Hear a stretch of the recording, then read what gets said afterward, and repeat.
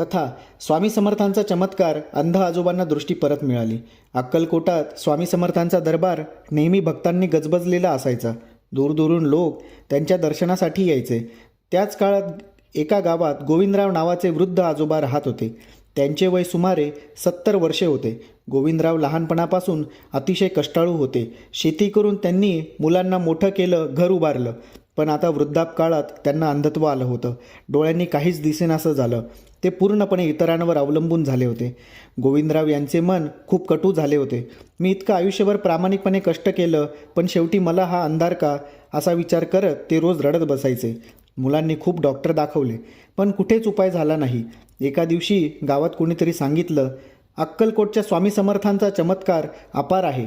त्यांच्या चरणी गेलात तर कदाचित तुझं दुखणं बरे होईल. गोविंदरावांच्या मुलाने त्यांना हातावर घेतलं आणि अक्कलकोटच्या दिशेने निघाला. रस्त्यात ते दोघे थकले, पण त्यांच्या मनात एकच आशा होती, स्वामी समर्थ दर्शन. ते दरबारात पोहोचले. तिथे मोठी गर्दी होती. स्वामी समर्थ गादीवर विराजमान होते. त्यांच्या डोळ्यात करुणा होती, ओठांवर हसू होतं. गोविंदरावांच्या मुलाने मोठ्या आवाजात सांगितलं, स्वामी, माझे बाबा अंध झाले आहेत. डॉक्टरांनी हार मानली आहे.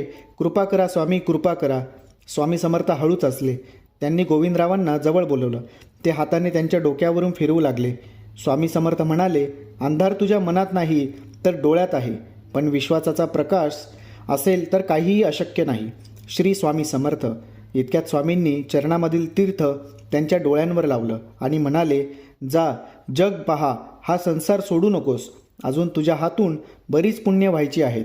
क्षणातच गोविंदरावांनी डोळे उघडले आणि त्यांना प्रकाश दिसला. त्यांनी स्वामींचे चरण धरले. डोळ्यात पाणी आलं आणि ते म्हणाले, स्वामी, आज तुम्ही मला नवीन जन्म दिलात. त्यानंतर गोविंदरावांनी उरलेलं आयुष्य स्वामींची सेवा करण्यात आणि गरिबांना मदत करण्यात घालवलं. ही कथा आपल्याला शिकवते, विश्वास आणि श्रद्धा असेल तर चमत्कार घडतो. आयुष्यभर केलेल्या चांगल्या कर्माचं फळ कधीही वाया जात नाही. आशा कधीही सोडू नका. प्रत्येक समस्येचं उत्तर असतं श्रद्धा आणि संयमाने. श्री स्वामी समर्थ.